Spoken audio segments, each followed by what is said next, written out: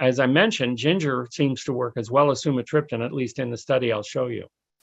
Ergotamine is another drug that may help, and valproate and topiramate may be used. They have anticonvulsant actions. They're used on epilepsy. Epilepsy has some similarities to migraines. It's interesting. This is just a pretty picture of a sunset to help relax your brain so you are less likely to get a migraine from my talk. I hope no one does. This is my book, Mastering Migraines, Prevention and Relief. There are actually other books with this title. So if you go to drsteveblake.com, you can get my book, which has vastly more information than I can give you in this talk today. Now, a little background on how migraines happen. Brain cells can become prone to excitability when magnesium is low and stress or excitability is high. Triggers increase the exciting neurotransmitter glutamate, and they reduce the calming neurotransmitter GABA, stands for GABA aminobutyric acid. So a wave of excitability can spread across the cerebral cortex. This can be known as a spreading cortical depression or spreading cortical depolarization. It can constrict blood vessels, and then the blood vessels dilate and inflammation can lead to pain. What we can do is reduce excitability of the brain and maintain our magnesium levels. Here's a diagram. It spans 2 slides. If you encounter a trigger, usually 2 or 3 triggers at once, food, odor, lack of sleep, or stress, the brain cells become excitable. If you have excess of the excitable neurotransmitter glutamate and too little magnesium, then an aura may form with spreading cortical depression. Blood vessels can constrict with less nitric oxide and prostacyclin, and brain energy production reduces. After that, the trigeminal neurons release neuropeptides. Those are those nerves in the face. And one of the neuropeptides is calcitonin gene-related peptide and also substance P. You don't need to remember these. I'll just give you solutions for this problem. Then vasodilation, which means enlarged arteries, and leaky arteries lead to brain membrane inflammation. Serotonin levels drop, and more of these neuropeptides in the trigeminal nerve blood vessels create pain that goes into the brain, into the cortex, where the pain is perceived. All of this, I'm telling you so we can stop it, reduce frequency. What you need to know to stop a migraine is what your triggers are, so you can stop them from accumulating past your threshold so they don't result in a migraine. A lot of times it takes 2 or 3, not just one trigger, so you have to watch out. Here's the problem. A skipped meal or red wine or job stress may have a delay in how long it takes. Some of the triggers show up as a migraine in a few hours, and some take a day or more. So it can be hard, and I want each of you with migraines to be Sherlock Holmes and figure out which of these migraines are causing the problems. So learn your triggers. That's the key here. Here's a little graph that I made to show how it might work. The action potential of the nerve, there's an electrical charge in millivolts across our nerve cell membranes from the outside to the inside. Minus 70 millivolts is common. That's the normal of the cell. That's the resting potential of the cell, the voltage of the cell. If you skip a meal, that might go up, as shown in that left-hand red line. If you then drink red wine, and that's a trigger for you, then it may go up closer. The dotted line marked in green, threshold of excitation, is what you don't want to cross. So then perhaps a coworker gives you a neck rub, and you can see that the action potential, the voltage, actually goes down again, further away from the threshold of excitation. And then maybe your boss yells at you, and the job stress can trigger cortisol, shooting the nerve, triggering it, so that once this action potential is reached, the nerve is triggered. And this can happen over and over again in your brain and trigger a migraine. Menstrual migraines are perhaps the reason why women get more migraines than men. Estrogen itself is protective against migraines, but during the cycle, that women can go through. When ovulation happens, estrogen drops rather quickly, and this protection drops rather quickly, and that can trigger a migraine right there. You may have noticed the timing of migraines can be coincidental. There is evidence of low magnesium levels in the brain during migraines, and magnesium supplements have lowered the frequency of menstrual migraines and reduced pain levels. This is very, very important, both with menstrual migraines and other migraines, is to keep your magnesium levels up. It's the relaxing mineral. Food and beverage likely don't act directly on the brain, but on blood vessels surrounding the brain or on the facial trigeminal nerve. They can't really cross the blood-brain barrier except for caffeine and a few other things. Histamine can too. Non-food triggers for migraines. Again, if you need more information later, Mastering Migraines Prevention and Relief is available on my website, drsteveblake.com. Skipped meals are a very common trigger for migraine. One man was getting terrible migraines, and we tracked it down to he wasn't actually skipping meals. He just ate dinner a little bit early. And it was like he skipped a meal because by the time he went to bed, he was too hungry, and that triggered cortisol and migraines. So look at your frequency of meals. Perhaps you need more frequent meals to make sure that you don't get the skip meal cortisol reflex.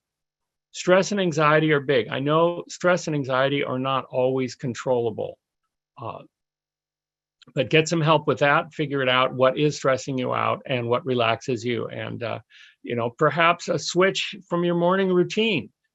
Instead of drinking coffee and watching the news, perhaps you could take a hot tub and drink a cup of chamomile tea. That would certainly affect your stress levels in the morning. Of course, you might fall asleep in the hot tub instead of going to work, right? Loud noises can trigger migraines, and brighter flickering lights are often a trigger. Some people who, when they drive, get bumper flashes and they trigger migraines have found wraparound sunglasses that are dark and polarized can just eliminate that source of migraines. Weather changes, barometric changes can trigger migraines in some people, and that's tough to avoid. But you can avoid flying, and the barometric changes in flying can trigger migraines in some people. There are a long list of medications that trigger migraines, and unfortunately, a lot of the medications used for migraines can trigger migraines too, so it can get into kind of a closed loop there. Many odors trigger migraines. I think of this when I go into a department store where they have a perfume section and it's just really odoriferous. Perfume can trigger migraines in 76% of migraineurs. That's over 3/4 of people. So watch out for perfume. That can be tough if you have to take an elevator. Perhaps that aerobic exercise can be had by going up the stairs instead and staying away from the perfume. Paint fumes trigger almost half of migraineurs, so you can perhaps stay away from those. Cigarettes, unfortunately, trigger about 1/3 of people with migraines, and cigarette smoke is hard to avoid. Easier now than it was decades ago, but still can be hard. Gasoline triggers almost 1/3 of people, so watch out, get someone else to fill your tank if you possibly can. And bleach as a cleaning agent can trigger migraines in about 1/4 of people. I mentioned skip meals. If you don't skip meals, and you can reduce your migraines by about 50%. Different studies show 40% to 57% of people don't get migraines if they don't skip meals, and do get migraines if they do skip meals. So watch out for that. And as I mentioned, the mechanism where fasting and skipping meals trigger headaches related to the adrenal hormones, cortisol, adrenaline, stress hormones, in other words. 5 times the odds of migraines for people who are obese. The actual odds ratio is 5.53. But more positive is that weight loss may reduce the severity and duration of migraine attacks and increase migraine-free days. That should sound very good to anyone with migraines. It appears that the inflammation in fat cells may when people are overweight, they have more fat cells, and the inflammation may increase migraines. This is from an excellent article, actually, in Open Medicine 2022, where they look at migraine management with non-pharmacological points for patients and healthcare professionals. There's actually another study down here that I'm also quoting. I often use many studies at once. Now let's think about dietary triggers for migraines. As I mentioned, headaches triggered by certain foods can occur 24 hours after exposure. That makes it tough to figure out which food is causing the problem. Time to onset of migraine is about 22 hours after chocolate and only 3 hours after drinking red wine. So you need to take that into account. If you don't have any problems 3 hours after eating chocolate, that doesn't mean you won't get problems the next day. Elimination diets, and I'll describe one as we go along here, can be very helpful, where you reduce your food down to very simple meals and avoid any possible triggers, and then slowly add them back one by one over the days to see which one might be a problem for you. The common dietary triggers, alcohol triggers about 1/3 of people who tend to get migraines to get a migraine. Chocolate, about 1/5 of people react to chocolate. Well, that's good news for the 4/5 who don't react to it. Cheese can trigger migraines in 9 to 18% and caffeine in 14%. As I mentioned, caffeine can also reduce migraines depending on the timing. Monosodium glutamate is added to some foods. It's famous for being put in Chinese food, and that can increase your risk of migraines. About 12% of people react to that one. But usually it is a combination of problems like menses, stress, and lack of sleep all at once that can trigger a migraine. So watch out for the combination factors. And that makes it harder to track down. Dehydration is a migraine trigger for up to half of the people who get migraines. So be careful and always get something to drink whenever you possibly can. I'm going to take my own advice. Staying hydrated is really important. Dairy products, I mentioned cheese and milk. Ice cream only seems to be a trigger for 5% of adults, but 55% of children react to ice cream. Children who tend to get migraines, 55% of them react to ice cream and get a migraine. And we're not just talking about an ice cream headache here. This is a real migraine triggered by the ice cream. Eggs can trigger a migraine. There are nitrites added to red meat. Nitrites make the meat red instead of a dull gray in color that normal cadavers are. And it also preserves the food and kills certain bacteria. But the nitrites, besides leading to the formation of cancer-causing nitrosamines, they're found in hot dogs, red meats, and many other fatty foods, do trigger migraines in many people. Aspartame is an artificial sweetener, and that can trigger your migraines as well. One way that you can conquer migraines is to keep a migraine diary. It's hard to remember everything you ate, and especially if you have a migraine headache and you're not feeling well. So if you keep a diary, you may be able to track down what's giving you those migraines. Start with the date and the day of the week and how long the migraine lasted, how bad was it? You could rate the severity on a 1 to 10 scale. Did you try something to treat it? Did you take ginger powder or sumatriptan or something else? Ice packs on the forehead. Did it work? What were you doing leading up to the attack? Was there anything like driving in traffic can be stressful, or some job-related stresses? How did you sleep the previous night? Could that be a contributing factor? And then write down what you ate during the 24 hours prior to the attack. That can be very important. And of course, if you had any long gaps between foods. Were there triggering odors or major life stresses? A diary can be very useful.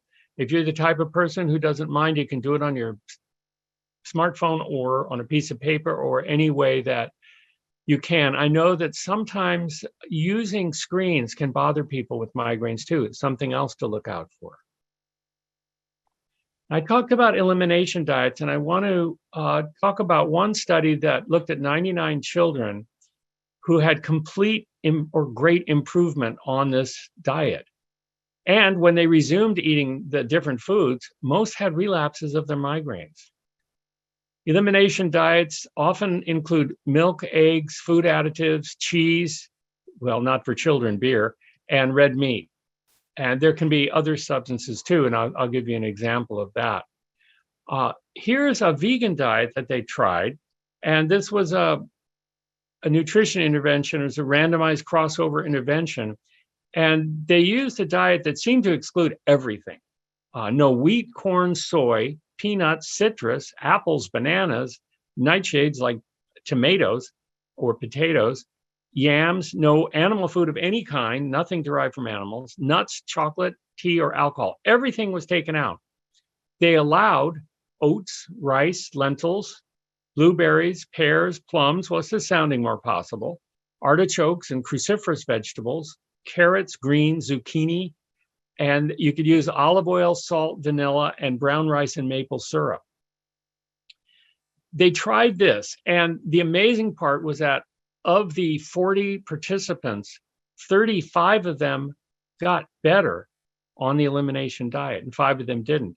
But on the control diet, it didn't make any difference. And then they crossed over and tried the control diet people on the diet, and it worked the same way. So it's possible that some type of elimination diet like this, and then what you do is over the following days, you slowly add in your favorite foods from the eliminate list and see if they're going to cause you any trouble. Many studies have been done on the Western diet, and also known as the Standard American Diet or the SAD diet. That's how it's abbreviated. A high consumption of sugary drinks, dairy products, meat, fast foods, and fried foods. This Western dietary pattern has more migraine attacks, perhaps why a lot of Africa has much fewer migraines. A healthy diet for migraines will consist of lots of fruits, vegetables, legumes like beans, nuts, and whole grains. With a healthy eating pattern, there were fewer migraine attacks. It seems obvious, but this study has shown it in the journal Headache. Of 28 adults with migraines, they tried a histamine-free diet for 4 weeks, and 68%, about 2/3 of the participants, knocked their headaches down by 50%. That's just a huge reduction. Histamine, as evidenced by the use of antihistamines, increases inflammation. Fish, cheese, hard-cured sausages, pickled cabbage, and alcoholic beverages were avoided in the histamine-free diet. And that's what made that huge difference, a 50% reduction in 2/3 of the people who did this. Might be worth trying if migraines are making your life miserable. Here's a list of foods and how much histamine they have in them. Swiss cheese is the highest on this list. This is derived from American Journal of Clinical Nutrition study. Sardines, then cheddar, then mackerel, then champagne, camembert cheese, Gouda, salami. You get the idea. Cheese and meat are the main ones, and tuna and fermented ham are there too. A lot of fermented foods are the worst for histamine. And of course, cheese is sort of a fermented food, isn't it? And I don't know why. I guess the sardines and mackerels just naturally contain histamine. They're not fermented.